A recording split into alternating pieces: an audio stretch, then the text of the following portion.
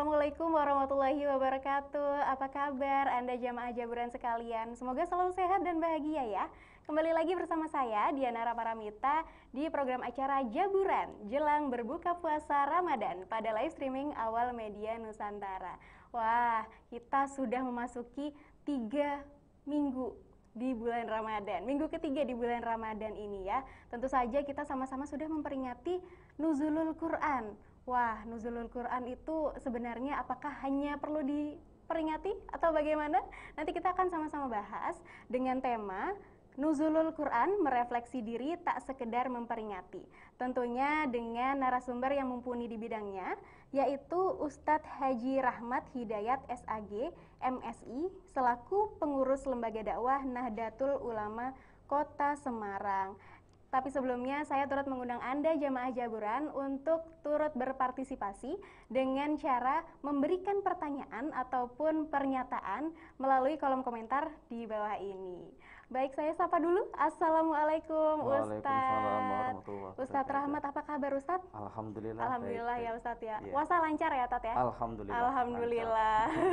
Oke Ustadz, ini kan kita sudah melewati peringatan Nuzulul Quran. Nah, Nuzulul Quran ini Ustadz, sebenarnya sejarahnya tuh gimana sih Ustadz? Oke. Baik, bismillahirrahmanirrahim. Assalamualaikum warahmatullahi wabarakatuh. Jamaah Jaburan yang dimuliakan Allah, hari ini tema kita sangat menarik sekali, yaitu Nuzulul Quran, refleksi diri tidak sekedar memperingati. Tadi Mbak Diana menanyakan tentang sejarahnya ya Mbak Diana ya? Betul. Ya, jadi saya kira sebagian besar jamaah sudah paham lah itu. Tapi kata ini sekedar mengulangi saja. Jadi Quran itu kan diturunkan oleh Allah Subhanahu wa Ta'ala itu dalam 2 tahapan. Jadi tahapan yang pertama itu dari Lauhul Mahfuz ke Baitul Izzah di langit bumi, di langit dunia itu gemblondong Mbak. Jadi semuanya turun ya. Nah, itu yang disepakati para ulama turun pada tanggal 17 Ramadan. Kemudian dari Baitul Izzah kepada Nabi Muhammad itu turun berangsur-angsur selama kurang lebih 23 tahun.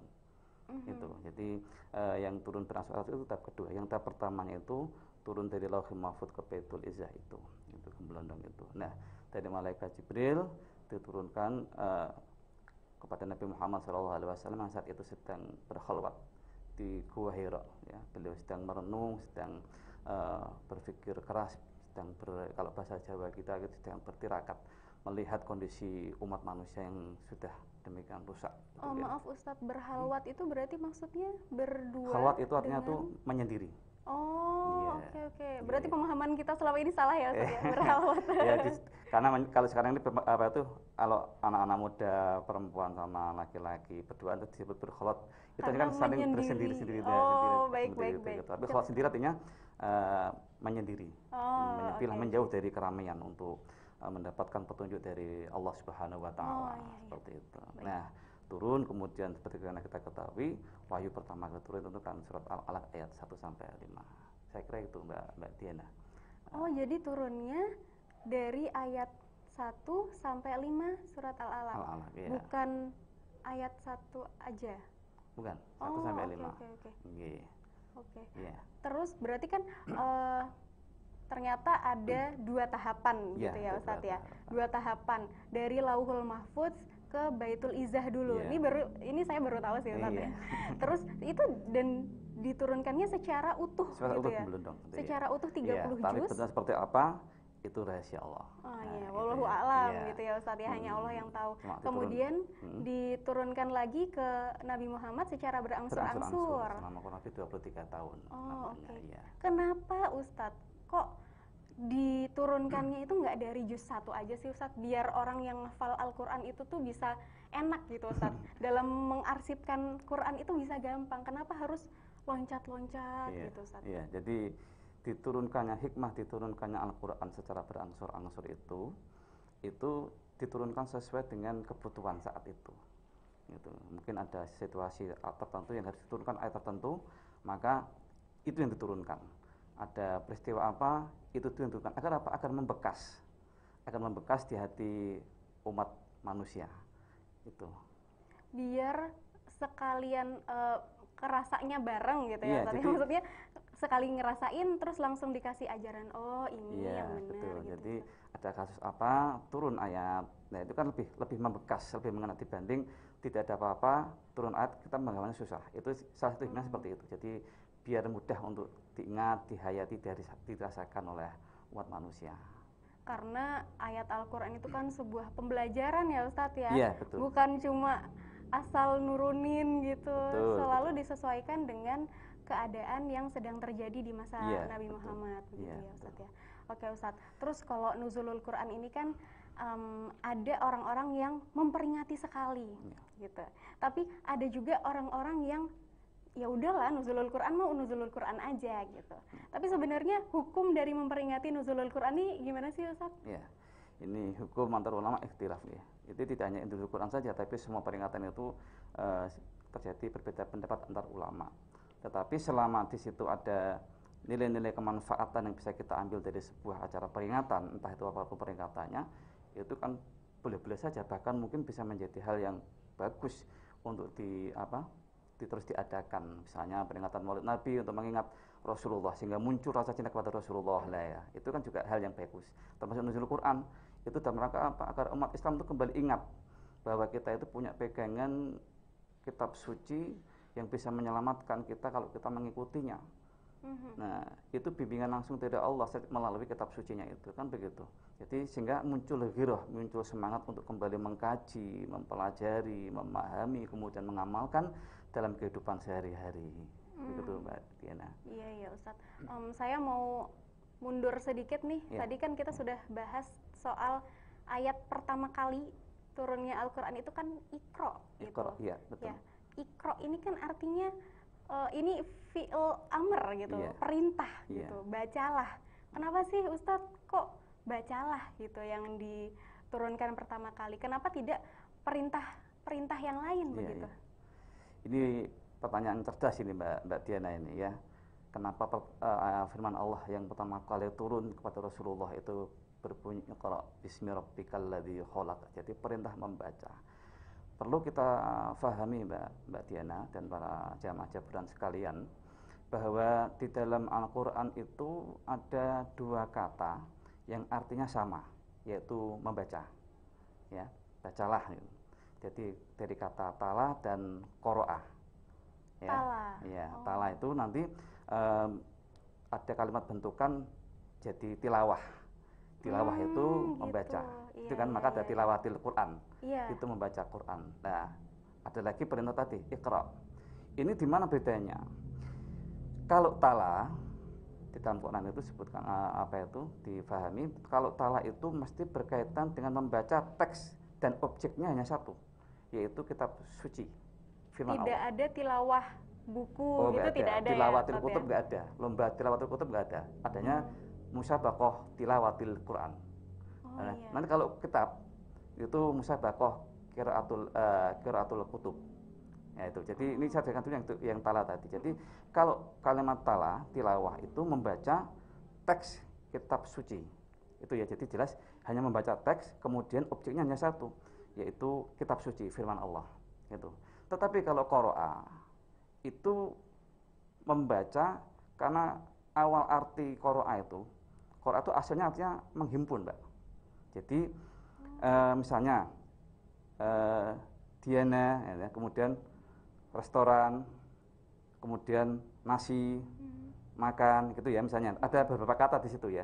Kemudian dirangkai, dihimpun menjadi kata Diana makan nasi di restoran. Itu namanya qoro'ah, menghimpun.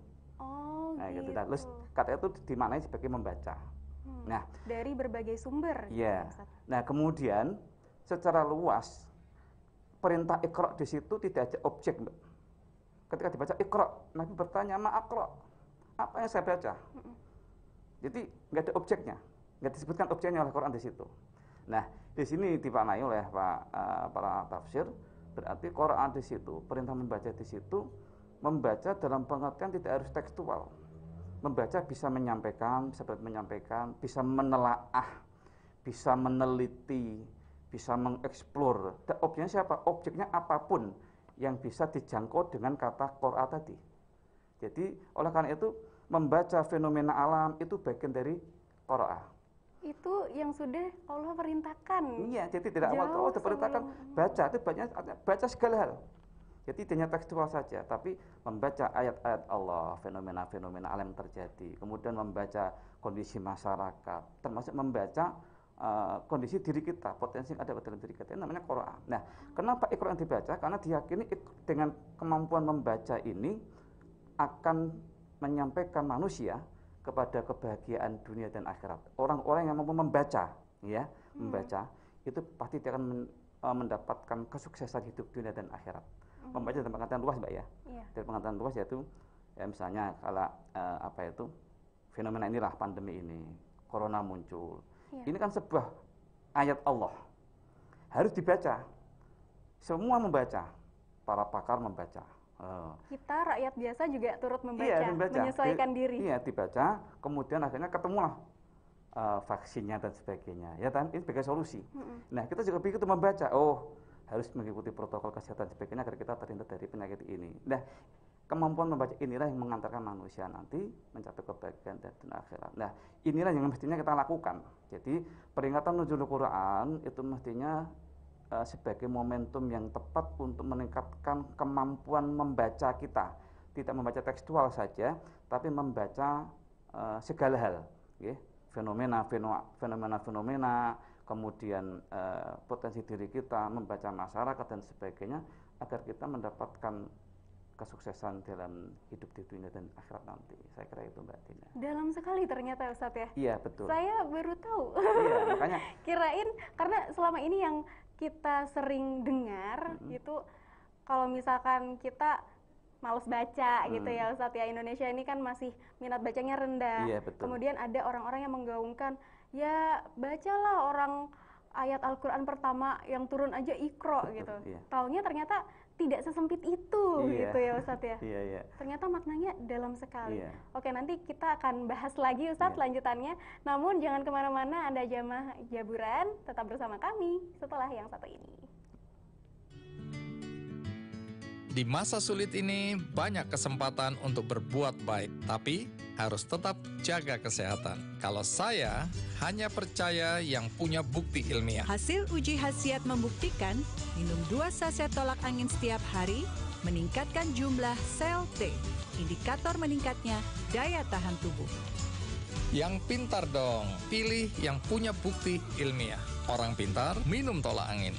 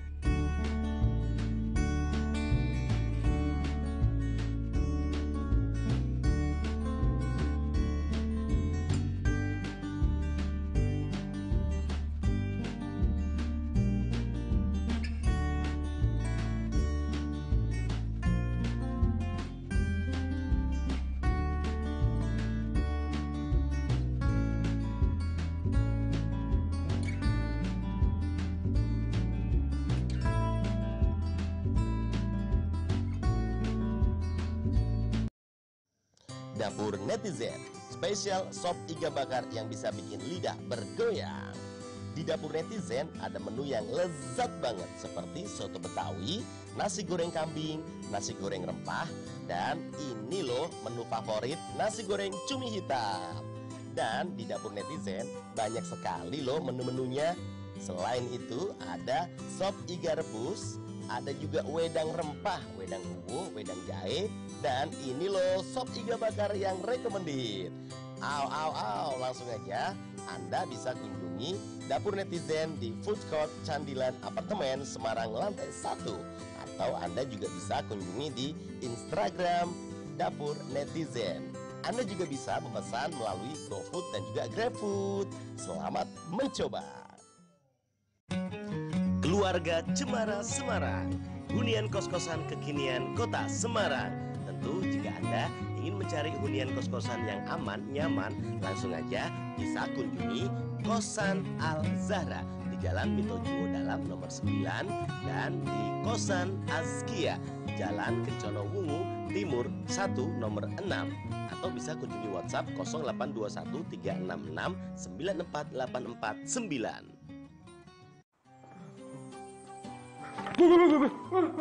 Adek, siapa ini? Tadi siapa ya? Aku nggak pernah lihat. Itu toh senior kita, cantik ya, mosro. Iya. Tuh orangnya tuh. Begitu? Begitu? Aku nggak lihat toh. Aku mau tali nih loh. Sakit semua tuh ya. Oh iya. Maaf. Nggak lihat toh, nggak lihat. Pergi lo. Ayo. Halo Kak. Aku mau jadi sahabatmu. Mau jadi sahabatku? Kalau mau jadi sahabatku ikutan Duta Humas dulu dong. Duta Humas? Apa? Ini loh Duta Humas. Kamu mau jadi Duta Humas Kuartir Daerah Jawa Tengah? Caranya gampang banget. Jadi perlombaan ini adalah kegiatan prestasi untuk mencari inspirator humas dalam mempublikasi kegiatan kepramukaan. Perlombaan ini dilakukan secara daring, jadi aman buat kita semua. Untuk syarat dan ketentuan, silakan cek di s.id/Pandu Citra Loka. Buruan daftar. Cus, lasles. Nah ini loh. Oh, Duta Humas ini ya, ini aku ikut tuh ya. Tetap ikut. Nah ya, kamu pokoknya harus ikut semuanya ya. Jangan lupa daftar. Ayo.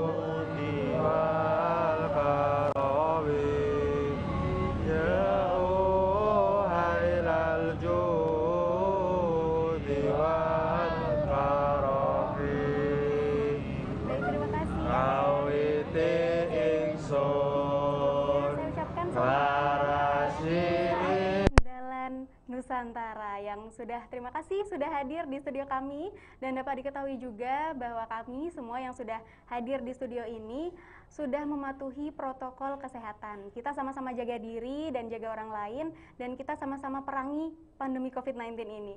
Dan tadi kita masih berada dalam tema Nuzulul Quran, merefleksi diri, tak sekedar memperingati. Tentu saja masih bersama narasumber kita Ustadz Haji Rahmat Hidayat SAG MSI selaku pengurus Lembaga Dakwah Nahdlatul Ulama Kota Semarang. Tadi kita sudah sama-sama membahas mengenai Iqra. Ternyata Iqra itu artinya membaca yang dalam artian luas, membaca fenomena, membaca masalah, membaca situasi dan lain sebagainya. Nah, kali ini kita mau ngulik lagi tentang Al-Quran, gitu. Sudah hadir ya Ustadz Rahmat Hidayat. Bagaimana nih ya Ustadz ya? Kita kan tadi Ustadz menyampaikan bahwa Al-Quran itu 2 kali tahapnya, turunnya. Dari Lauhul Mahfuz, terus ke Baitul Izzah. Terus dari Baitul Izzah ke bumi inilah yang ternyata memakan waktu 23 tahun, sekitar itu, begitu ya. Lalu prosesnya tuh bagaimana sih Ustadz? Kan tiap kali ada keadaan, terus Allah mau memerintahkan malaikat Jibril untuk secara berangsur-angsur disesuaikan ayat-ayatnya, diturunkan begitu. Nah, ada contoh kisahnya gitu nggak Ustadz? Ya, jadi proses turunnya Al-Quran tadi sudah saya sampaikan secara berangsur-angsur, memang bisa jadi karena ada sebab. Nah, kemudian nanti disebut dengan istilah nuzulul Quran, asbabul nuzul, ya, sebab-sebabnya turun ayat suatu ayat itu. Tapi juga bisa jadi turun tanpa sebab. Oh gitu? Iya, jadi memang turun begitu saja, memang atas kehendak Allah kepada Nabi Muhammad SAW. Saya contohkan, misalnya waktu itu ada orang-orang kafir Quraisy yang mengajak ya berdamai dengan kanjeng Nabi ya. Jadi, hai Muhammad, karena sudah melihat perkembangan umat Islam saat itu kayaknya menurut perhitungan mereka sudah tidak dapat dibendung, jadi mereka berdamai gitu. Hai Muhammad, gini saja, kita baik-baikan aja lah, kita itu damai saja. Gini aja, kamu hari Minggu ke tempat kami, beribadah di tempat kami. Tapi nanti kami hari Jumat, kami beribadah sesuai dengan ajaranmu lah, gitu. Jadi kan enak, sama-sama kita rukun, gitu kan. Lah, Nabi nggak bisa memutuskan begitu saja. Nah, kemudian turun firman Allah itu, Qul ya ayyuhal kafirun la a'budu ma ta'budun, dan seterusnya. Wahai orang-orang, katakan Qul ya ayyuhal kafirun, katakan Muhammad. Jadi Nabi Muhammad sudah mengatakan sama Allah, katakan Muhammad, ya ayyuhal kafirun, wahai orang-orang kafir, la a'budu ma ta'budun, aku tidak menyembah apa yang kamu sembah, dan kamu pun tidak menyembah apa yang kami sembah. Jadi ngapain harus sama-sama, kita jalan-jalan saja lah. Kemudian di akhir dengan kalimat lakum dinukum waliyadin, bagimu agamamu, bagi kami ya. Selesai kan gitu. Jadi itu salah satu contoh sebab-sebab turunnya Al-Quran seperti itu. Jadi kan ada ajakan dari kaum kafir Quraisy untuk berdamai dengan kanjeng Nabi, tapi caranya nggak sesuai dengan yang diinginkan oleh Allah. Mungsok urusan ibadah kok disamakan, nggak bisa. Tapi kalau kita damai, ya damai, gitu kan. Damai hidup berdampingan, saling menghormati satu sama lain, itu sah-sah saja. Tapi kalau urusan ibadah, ya sudah, kalau itu yang kamu anggap sebagai agama, jalankan dengan sepenuhnya. Kami yang yakini seperti ini sebagai agama kami lakukan sepenuhnya. Gitu. Ada lagi satu kisah Sayyidina Umar ini. Suatu ketika juga beliau pernah mengalami kesulitan ekonomi lah, bahasanya seperti itu ya. Jadi mungkin pemasukan kurang, pengeluaran banyak juga bisa begitu, atau mungkin perdagangannya kurang menguntungkan dan sebagainya. Lah beliau mengeluh kepada Rasulullah tentang keadaan itu. Kemudian beliau datang kepada Rasulullah, ya Rasulullah, kami mengalami sedikit persoalan ekonomi dan sebagainya lah. Lalu Rasulullah turun wahyu pada Rasulullah menyampaikan ayat wa'mur ahlaka bis-sholati wastabir 'alaiha nahnu narzuquk wal 'aqibatu lit taqwa. Jadi perintahkanlah kepada keluargamu untuk mendirikan sholat, wastabir 'alaiha, dan bersabarlah atasnya. Maksudnya bersabar dalam menjalani sholat itu. Nahnu narzuquk, kami yang menjamin rezeki kami, Allah maksudnya gitu. Wal 'aqibatu lit taqwa, dan akibat yang terbaik bagi orang-orang bertakwa. Sejak saat itu Umar kalau sedang keadaan masalah keuangan, dia suruh bangunin anak-anak dan istrinya, suruh bangun sholat malam dan sebagainya untuk membereskan sholatnya dulu lah, gitu loh. Jadi solusinya enggak terus cari utang ke sana kemari dan sebagainya, enggak. Tapi ketika kita, ini juga ada nilai-nilainya bagi kita umat Islam, ini bisa kita ambil. Ketika kita ada masalah-masalah, baik itu masalah ekonomi atau masalah apapun juga, lihat sholat kita dulu, kan begitu. Perbaiki sholat kita dulu. Nah, kalau kita sudah perbaiki sholat kita, insya Allah Allah akan memperbaiki nasib hidup kita. Itu seperti itu filosofinya. Jadi unik sekali, tidak Rasulullah langsungnya kasih uang buat, enggak, tapi turun wahyu seperti itu untuk memotivasi Sayyidina Umar agar lebih tekun lagi, lebih ya kita yakin Umar bin Khattab sholatnya luar biasa dibanding kita. Itu kelas Umar bin Khattab, apalagi kelas kita ya, maka kita harus lebih tekun dalam menjalankan sholat ketika lebih ada masalah seperti itu. Wah, Gitu, berarti jemaah jaburan kalau misalkan ada masalah finansial boleh itu sholatnya? Nggak hanya finansial, dibenerin semua dulu. masalah. Makanya itu kan sholat kan artinya kan sholat itu kan as-sholah itu kan maknanya doa. Ya, ada lagi yang menafsirkan silatun, menyambungkan, kata silaturahmi kan menyambung kasih sayang. Ya, kita silatun menyambung dengan Allah. Di saat sholat itu kita ketika sholat memohon kepada Allah, istilahnya apa ya, ngudoroso sama Rasulullah, nangis sama Rasulullah. Persoalan apa aja lah, ekonomi, masalah perjodohan misalnya, masalah keturunan, masalah apa saja, wadul sama Allah. Itu yang pertama. Tapi kita kan enggak selama ini.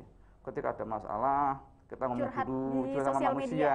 Padahal dia sendiri yang kita curhati itu juga punya masalah kan gitu. Iya benar. Ustaz. Ini. Tapi tentunya berarti kita tidak mungkin dong Tat hanya berpasrah terus habis Iya, itu betul. sholat aja. Pasti Iya. harus ada usaha-usaha iya, yang tentu, iya. menyertai gitu. Iya, jadi kalau bahasa saya begini, keseriusan, jadi ikhtiar ada dua, ikhtiar lahir dan ikhtiar batin. Nah, ikhtiar batin tadi dengan memperbaiki hubungan dengan Allah. Kemudian ikhtiar lahirnya ya dengan menyempurnakan, memaksimalkan semua yang ada pada kita, potensi yang ada pada kita untuk mengatasi semua persoalan itu. Jadi kalau orang yang bersungguh-sungguh berdoa itu pasti bersungguh-sungguh pula ikhtiar lahirnya. Gitu. Kalau dia bersungguh-sungguh, seakan-akan bersungguh-sungguh doanya, tapi nggak ada ikhtiarnya, itu kayak apa ya kalau Ngarep bahasanya, doang itu Ustadz, iya kalau mah cenderung apa ya kurang berimajinasi ya, aja gitu ya. itulah. Berdoa memohon turunnya emas dari langit kan ya Agak iya, nggak mungkin sih iya, ya. nggak mungkin. Tat, Maka ya. ada ikhtiar lahir dan ikhtiar batin itu harus klop, harus seimbang, sejalan. Ikhtiar lahir dan ikhtiar batin. Iya. Itu tadi kan kita bahas soal mendirikan sholat begitu Iya, ya Ustadz ya. Bagaimana sikap kita terhadap sholat, berarti harus diperbaiki lagi untuk memperbaiki kehidupan kita gitu ya, yang mungkin masih banyak berantakannya. Nah, tapi kalau soal Al-Quran nih Ustadz, kita ada sikap-sikap tertentu nggak sih bagi seorang muslim gitu harus memperlakukan Al-Quran itu tuh dengan cara yang bagaimana Ustadz? Ini berkaitan dengan nuzul Quran ya, maka yang perlu disadarkan kita khususnya umat Islam ini adalah pertanyaan bagaimana sikap saya sebagai seorang Islam terhadap kitab suci saya. Itu harusnya jadi bahan introspeksi kita. Kita harus merefleksi diri kita tentang bagaimana sikap kita ini kepada Al-Quran gitu loh. Maka sikap yang semestinya yang perlu dilakukan umat Islam kepada kitab sucinya Al-Quran ini yang pertama adalah mengimani dulu Mbak. Jadi iman, percaya bahwa ini firman Allah, ini wahyu Allah, ini kalamullah gitu ya. Jadi selama ini kan kita ya mungkin secara lisan ini percaya atau iman kepada Quran, tapi dalam sehari-hari lebih percaya pada primbon. Nah ini loh kan repot. Waduh, zodiak Ustadz, Ya, zodiak. percaya pada ramalan-ramalan dan sebagainya. Qurannya nggak diyakini. Bagaimana Quran itu semuanya kan sudah ada di Quran semuanya itu. Semua persoalan hidup kita kan ada solusinya di Quran itu. Jadi yang pertama adalah tingkatkan keimanan kita kepada Quran, bahwa ini wahyu Allah. Itu firman Allah. Kemudian yang kedua, setelah mengimani terus membaca. Nah, ini bahan koreksi kita. Seberapa lama kita membaca Quran? Ini kadang-kadang ini ya maaf ya, secara umum sudah terjadi ini ya. Jadi kalau kita membaca Quran itu seperempat jam, sudah matanya sudah sepet rasanya itu. Soalnya Udah Al-Quran capek. itu menenangkan Ustadz, jadi bikin ngantuk. Begitu ya. Astagfirullah. Tapi kalau baca WA, masya Allah, berjam-jam kuat gitu. Nah, Iya sih, ini di bahan koreksi kita ini membaca itu. Ini emang luar biasa ini. Ini bahan kritikan kita. Ketika selama ini kita sudah memperbanyak waktu kita membaca Quran atau belum ini. Kemudian membacanya kayak tadi yang saya sampaikan, tidak hanya cukup membaca tekstualnya saja, tapi yang ketiga setelah membaca yaitu memahami. Ya, mungkin sekarang ini kita sudah bisa membaca surat Al-Fatihah dengan benar-benarnya. Bismillahirrahmanirrahim. Alhamdulillahirabbil alamin dan seterusnya. Nah, sudah mengerti cara membaca yang benar, kemudian ditingkatkan mestinya bagaimana mengerti artinya. kan begitu. Jadi membaca kalimat Bismillahirrahmanirrahim, hatinya bisa menerjemahkan. Nah, kemudian setelah itu yang ketiga tadi memahami. Setelah begitu mengerti artinya, kemudian mencoba memahami makna di balik itu. Bismillahirrahmanirrahim, dengan nama Allah yang Maha Pengasih lagi Maha Penyayang. Kemudian difahami betul rasanya. Oh, semuanya ini berkat rahmat, berkat kasih sayangnya Allah kepada kita. Kalau bukan rahmatnya Allah, bukan kasih sayangnya Allah, mustahil kita hidup seperti ini. Kan begitu. Iya. Jadi membacanya itu enak. Nah, kemudian memahami. Okay. Mengimani, membaca, memahami. Memahami, kemudian yang keempat mengamalkan. Mengamalkan. Iya. Yang mengamalkan itu berarti ya setelah membaca tadi memahami, kemudian mengamalkan isinya dalam kehidupan sehari-hari. Nah, setelah itu yang terakhir mendakwahkan. Itu apa yang kita pahami, kita amalkan, kita ajak orang lain. Yang baik jangan hanya kita, tapi orang-orang lain seperti keluarga kita terlebih dahulu lah, baru orang-orang di sekitar kita. Itu saya kira Mbak Dina. Tapi ngomong-ngomong soal mendakwahkan itu tadi ya Ustadz ya, kayaknya banyak deh dari kita tuh merasa ilmu agama kita tuh masih biasa aja gitu loh Ustadz. Jadi kayaknya kok kurang pantas gitu mendakwahkan kepada orang-orang, nanti takut dibilang sok alim, terus ya sok gitulah Ustadz. Gimana ya Ustadz? Jadi mengajak itu jangan difahami dengan ucapan lisan saja. Yuk, ayo ya, kita enggak. Gitu enggak ya. Tapi dengan contoh, dengan perilaku, dengan sikap kita, itu pun juga bagian dari dakwah. Mungkin kita nggak banyak mengajak, nggak banyak ngomong pada orang lain, tapi sikap kita itu menjadikan orang tertarik untuk mengikuti kita. Nah, itu yang sebenarnya lebih berkesan dibanding dakwah sekedar lisan saja sebenarnya itu. Apalagi maaf kalau kita belum mengamalkan, kemudian kita mengajak seakan-akan itu jadi bahan ejekan kan itu. Tapi itu jangan menghentikan kita untuk berdakwah. Jadi siapapun kita itu wajib berdakwah, itu minimal mengajak orang terdekat kita, ya anak-anak kita dulu, pasangan hidup kita dulu, baru nanti ke samping saudara-saudara kita terlebih dahulu. Sekali lagi, ajakan tidak hanya dipahami dengan ucapan ya, tapi bisa dengan sikap, perbuatan, dan itu justru malah Nabi itu orang tertarik bukan karena beliau hanya pandai bicara saja, bukan, tapi kan akhlak beliau orang tertarik itu ya, perhatian beliau kepada umat, sikapnya yang pemaaf, kemudian kesabaran beliau itu yang menjadikan orang tertarik masuk Islam itu saya kira Mbak. Tadi ngomong-ngomong soal mengajak nih ya Ustadz ya, nanti kita akan lebih banyak bahas lagi soal mengajak orang untuk berbuat baik, terutama melalui Al-Quran. Namun jangan kemana-mana, Jamaah Jaburan tetap bersama kami. Di masa sulit ini banyak kesempatan untuk berbuat baik, tapi harus tetap jaga kesehatan. Kalau saya hanya percaya yang punya bukti ilmiah. Hasil uji khasiat membuktikan minum 2 saset tolak angin setiap hari meningkatkan jumlah sel T, indikator meningkatnya daya tahan tubuh. Yang pintar dong, pilih yang punya bukti ilmiah. Orang pintar minum tolak angin.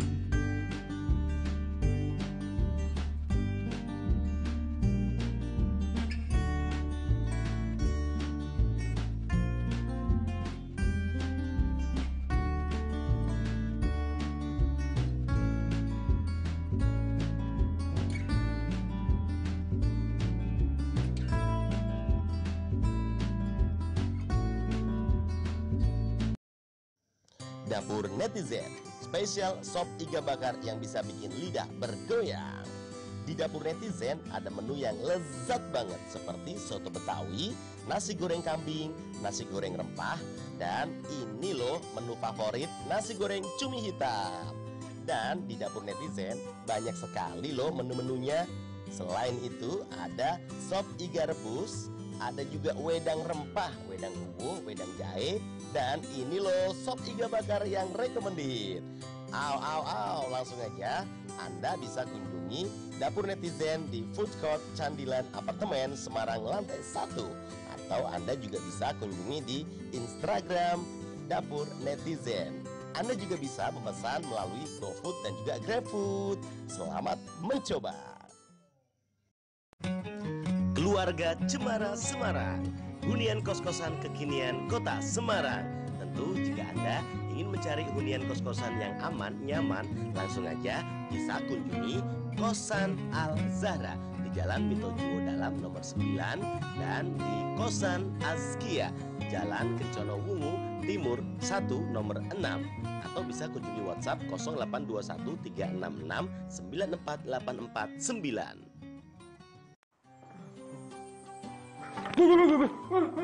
Adek! Sopo kuwi? Tadi siapa ya? Aku nggak pernah lihat. Itu toh senior kita. Cantik ya, mosroh. Iya. Nah, itu orangnya tuh. Gitu. Gitu? Aku udah lihat toh. Aku mau tali nih lo. Sakit semua tuh ya. Oh iya. Maaf. Udah lihat toh, udah lihat. Pergi lo. Ayo. Halo Kak. Aku mau jadi sahabatmu. Mau jadi sahabatku? Kalau mau jadi sahabatku, ikutan Duta Humas dulu dong. Duta Humas? Apa? Ini loh Duta Humas. Kamu mau jadi Duta Humas Kuartir Daerah Jawa Tengah? Caranya gampang banget. Jadi perlombaan ini adalah kegiatan prestasi untuk mencari inspirator humas dalam mempublikasi kegiatan kepramukaan. Perlombaan ini dilakukan secara daring, jadi aman buat kita semua. Untuk syarat dan ketentuan, silakan cek di s.id/Pandu Citra Loka. Buruan daftar. Cus, lasles. Nah ini loh. Oh, Duta Humas ini ya ini aku ikut tuh ya. Ya tetap ikut. Nah ya, kamu pokoknya harus ikut semuanya ya. Jangan lupa daftar. Ayo.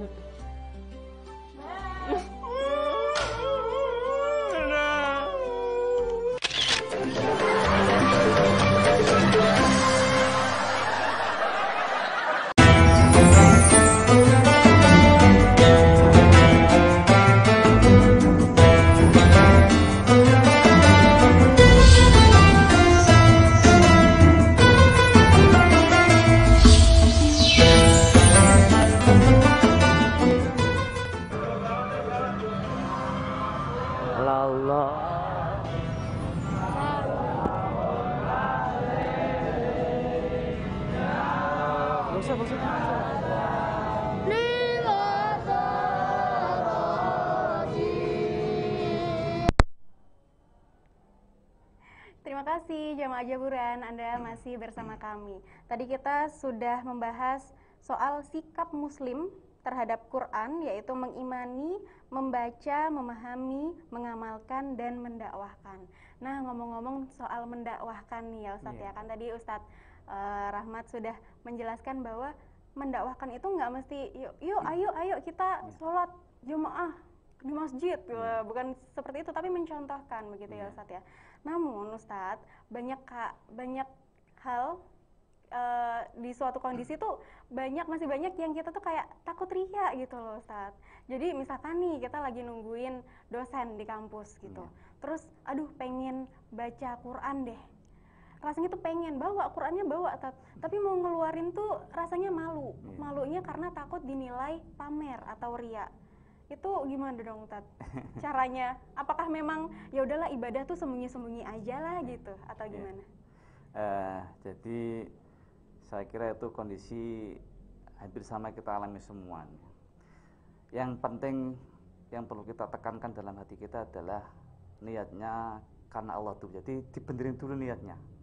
Dibenerin dulu niatnya semata-mata mengharap ridha Allah Subhanahu wa taala. Nah, setelah itu nanti kita tetap fokus pada niatan itu. Karena kadang-kadang di tengah jalan juga setan itu nggak berhenti untuk menggoda ya. Jadi setan itu menggoda manusia itu sebelum dia berbuat baik, ketika dia berbuat baik sampai selesai berbuat baik. Nggak selesai-selesai ya tuh setan terus digoda memang terus. Jadi saya contohkan begini, Mbak Diana mau sholat, niat mau sholat. Setan udah menggoda dulu, nggak usah sholat, ngapain sholat, ini banyak pekerjaan, kerjakan dulu, selesaikan dulu, nanti sholat terakhir gampang lah gitu, ini masih ada waktu, terus gitu terus. Ketika memutuskan tetap sholat, nah di dalam sholat itu diganggu setan juga lagi ya. Kadang-kadang kita ingat sesuatu yang tidak kita pikirkan tadi, tapi begitu sholat Allahu Akbar, ingat semuanya. Lah ini kan juga bagian dari godaan setan untuk agar kita nggak khusyuk sholatnya. Tapi khusyuk tuh emang sulit sih, ya, Pak. Tapi bukan sesuatu yang mustahil gitu ya. Oh, iya, nah, iya. insya Allah dengan jadi kalau bahasa saya kita minta dikhusyukkan oleh Allah. Nah tadi ketika sudah dalam sholat itu kita digoda oleh setan, setelah selesai sholat pun kita juga digoda lagi oleh setan. Jadi ketika selesai assalamualaikum warahmatullahi wabarakatuh, Langsung pegang HP.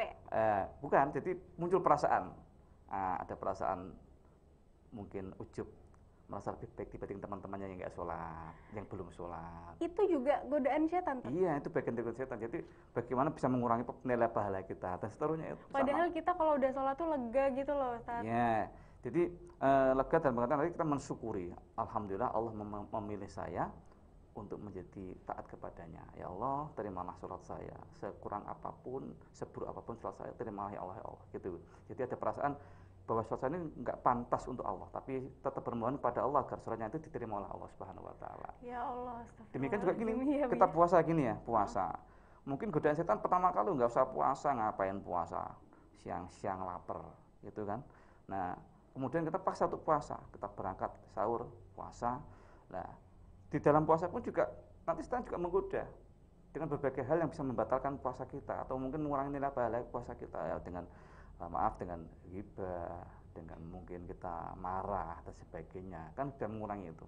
Kemudian nanti setelah puasa lah muncul perasaan bangga ya, kemudian meremehkan orang-orang saat ini belum berpuasa ya, menghinakan mereka dan sebagainya. Padahal belum tentu mereka besok jadi tahun depan dia berpuasa lebih hebat dari kita, lebih ikhlas daripada kita. Taunya teman-teman kita yang sekarang nggak ikut puasa, tahun depan jadi Pak Kiai, gitu kan bisa ya Ustadz ya. Itu kan Allah yang membolak-balik hati manusia. Kita makanya kita jangan terus merasa ketika sudah taat, sudah bagus ibadahnya, merasa paling hebat sendiri. Kemudian menghukumi orang itu, kamu neraka, kamu anak punya setan dan sebagainya. Nggak boleh seperti itu. Jadi ini persoalan hati ini memang sesuatu yang terus kita pelihara terus, kita perlu awasi terus menerus, kita jaga hati kita itu. Tadi tentang masalah membaca tadi ya, maka yang pertama kalau luruskannya dulu semata-mata karena Allah. Jadi setelah itu kerjakan saja tanpa mendengarkan omongan orang lain. Karena kalau Imam Ghazali begini, beliau menyebutkan kalau kita beribadah kepada Allah karena seseorang itu riya, ya, mengharap pujian orang itu riya. Tapi kita berhenti tidak melaksanakan ibadah itu karena biar dianggap tidak riya, itu juga riya, Mbak. Astagfirullahaladzim. Ini kan berarti kita masih perbuatan kita ini masih tergantung terhadap penilaian manusia. Iya. Nah, padahal yang diinginkan adalah ya kita tergantung saja pada penilaian Allah. Kalau Allah baik, ya sudah baik. Gitu, tanpa peduli pada orang lain gitu ya. Jadi kalau lagi kita misalnya mau sholat jamaah di masjid, mau sholat jamaah di masjid. Nah, kalau niat kita sholat jamaah di masjid biar dilihat orang itu, wah Mbak Diana sekarang soleh ya, solehah ya, rajin di masjid gitu. Harapan kita seperti itu riya namanya. Tapi ketika nggak usah jamaah di masjid biar nggak dianggap riya. Itu riya juga. Itu riya namanya. Itu ya. Jadi memang sulit, tapi kita terus-menerus berjuang untuk memperbaiki hati kita. Maju kena, mundur kena gitu, iya. Ustaz. Jadi makanya di tengah-tengah aja lah. Makanya luruskan niat semata-mata karena Allah, jalankan, sudah selesai. Pokoknya apapun libatkan Allah gitu. Betul, ya, Ustaz ya. Cari amannya begitu ya. Iya, fokusnya kepada Allah. Iya. Makanya kalau dalam tradisi Nahdien itu kan berarti kan ada kalimat lillahi ta'ala ya toh. Mau sholat ya pakai kalimat usul niat itu, kemudian diakhiri dengan lillahi ta'ala, nawaitu shomawuti dan seterusnya, terakhir lillahi ta'ala. Itu untuk menyadarkan kita bahwa kita ini berpuasa, sholat dan sebagainya itu lillahi ta'ala, hanya mengharap ridhonya Allah subhanahu wa ta'ala, enggak mengharap pujian orang, tidak mengharap materi dan sebagainya, semuanya ditujukan pada ridhonya Allah subhanahu wa ta'ala. Lillahi ta'ala. Nah, tapi kalau misalkan ngaji ini kan kita harus mengagungkan kitab suci kita dong. Betul. Ya Ustadz ya. Nah, cara mengagungkannya tiap orang tuh beda-beda Ustadz. Jadi ada orang yang kalau mau pegang Quran tuh harus wudu banget, harus wudu dulu gitu, harus bersih banget semuanya pokoknya.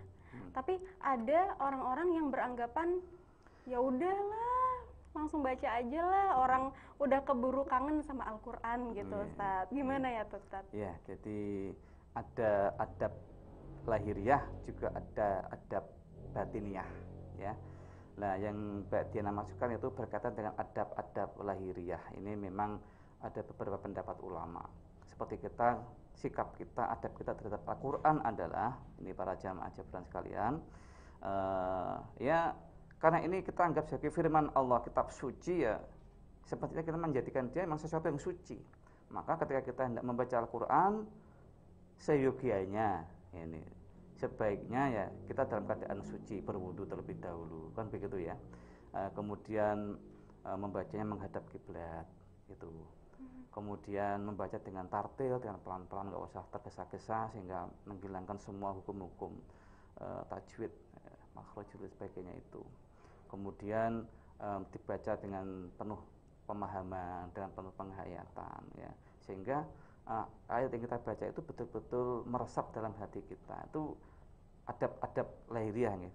Duduknya juga ada yang menyebutkan duduknya dalam keadaan seperti orang yang sedang itu loh, tahiyat ya, itu seperti itu. Tapi semuanya itu ada dalam rangka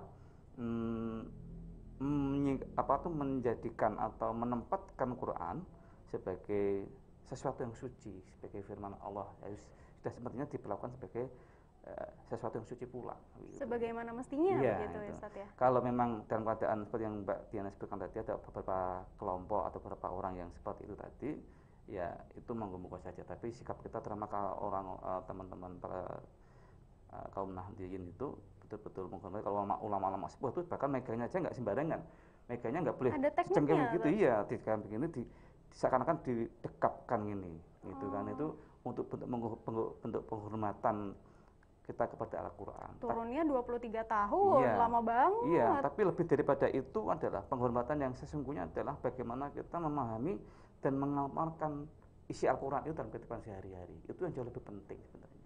Oke. Iya. Waduh, saya ikut tertohok nih Ustadz, harus masih banyak yang harus saya benerin gitu. Tapi ngomong-ngomong soal nuzulul Quran lagi nih Ustadz ya. Di bulan Ramadan itu kan ada 2 peringatan, yang satunya nuzulul Quran, yang satunya Lailatul Qadar. Maksudnya itu adalah momen yang kita tunggu-tunggu selain Idul Fitri gitu. Nah, Lailatul Qadar ini kan punya banyak sekali keutamaan.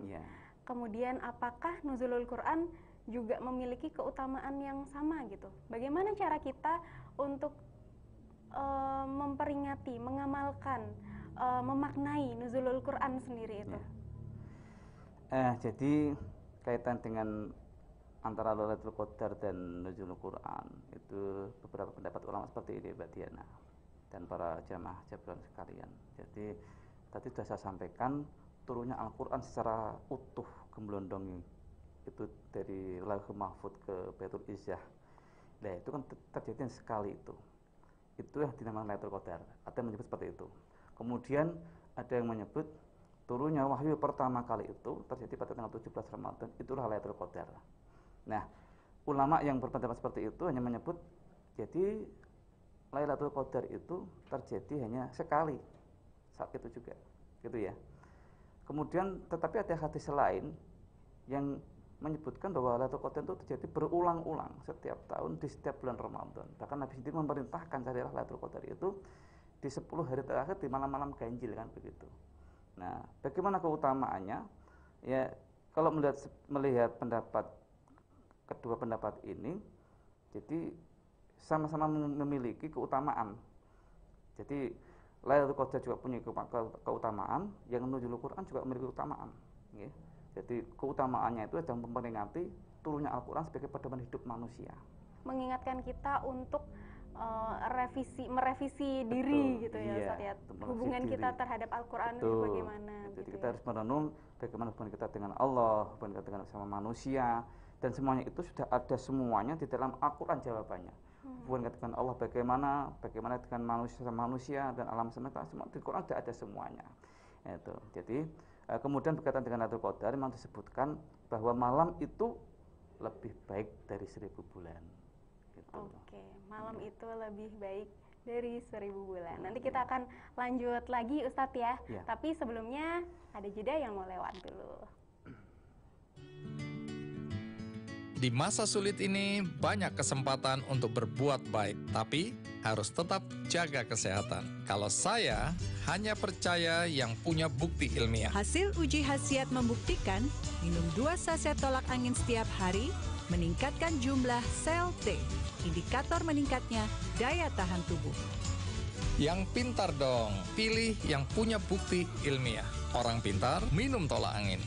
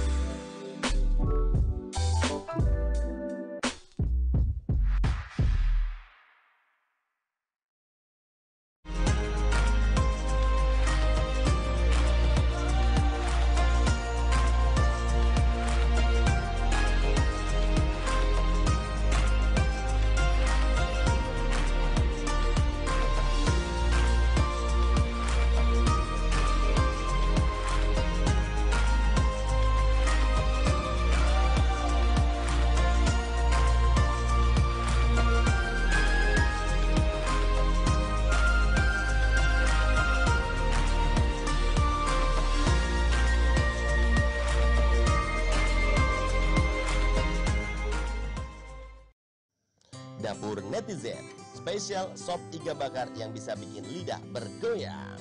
Di Dapur Netizen ada menu yang lezat banget seperti soto Betawi, nasi goreng kambing, nasi goreng rempah, dan ini loh menu favorit, nasi goreng cumi hitam.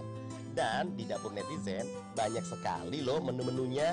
Selain itu ada sop iga rebus, ada juga wedang rempah, wedang uwu, wedang jahe, dan ini loh sop iga bakar yang recommended. Langsung aja Anda bisa kunjungi Dapur Netizen di Food Court Candilan Apartemen Semarang lantai 1. Atau Anda juga bisa kunjungi di Instagram Dapur Netizen. Anda juga bisa memesan melalui GoFood dan juga GrabFood. Selamat mencoba.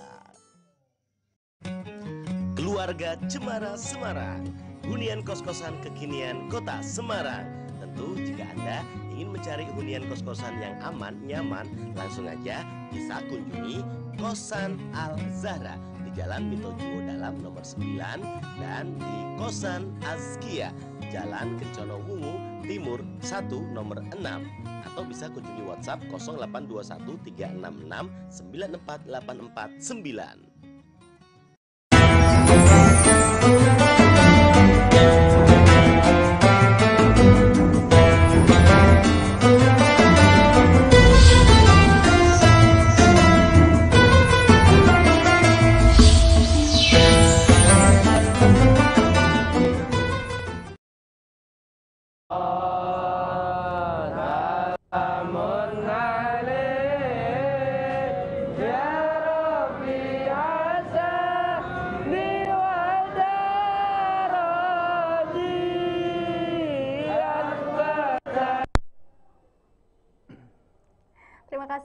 jamaah Jamburan, Anda masih bersama kami.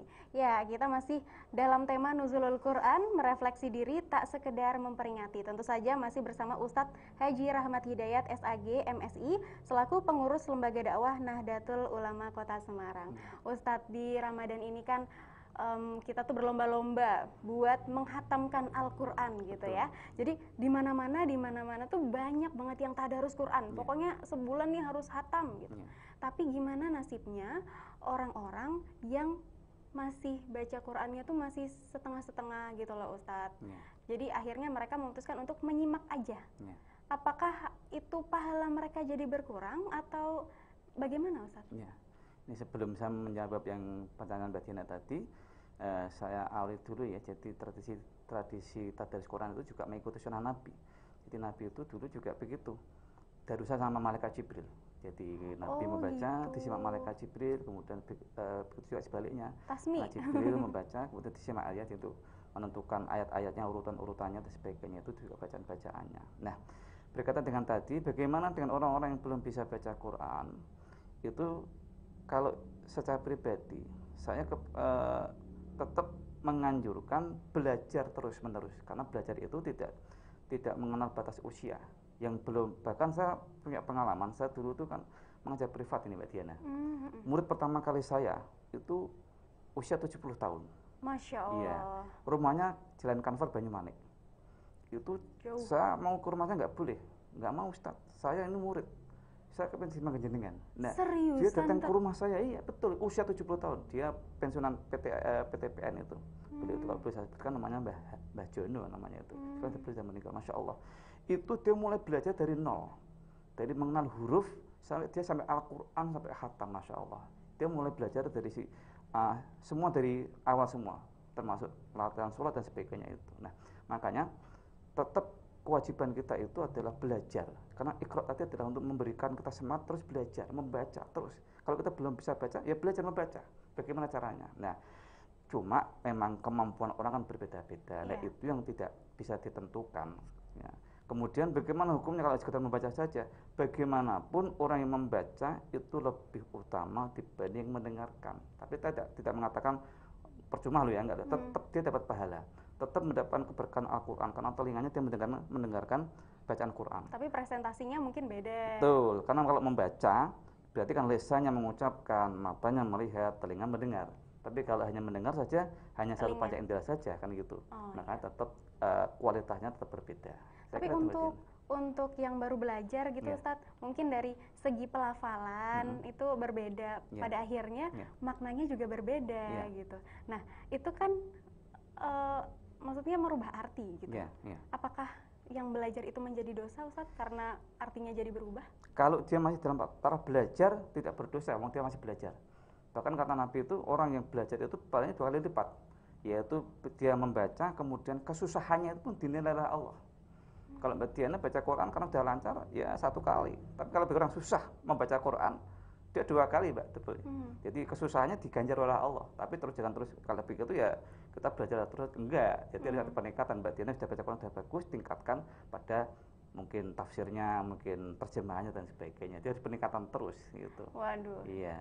Nambah PR Ustadz. Nggak cuma baca Al-Quran, tapi baca terjemahannya, terus maknai asbabun nuzulnya. Wah, banyak deh, masih harus belajar lagi. Kita sebagai muslim itu tidak boleh berhenti belajar ya Ustadz ya.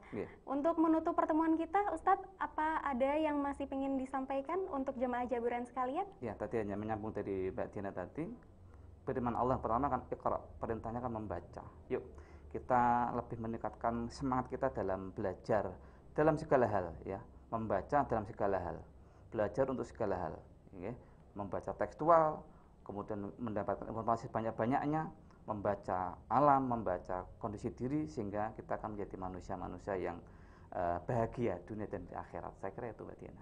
Intinya kita hidup di dunia, tapi kita melihat juga, kita hidup di akhirat juga nanti. Jadi jangan cuma mikirin dunia begitu ya Ustadz. Ya, terima kasih jamaah Jaburan. Usai sudah perjumpaan kita pada kali ini, dan sampai bertemu di episode selanjutnya. Dan jangan lupa akses berbagai informasi kami di awal.id. Saya Diana Paramita dan segenap kru yang bertugas pamit undur diri. Wassalamualaikum warahmatullahi wabarakatuh. Sampai jumpa.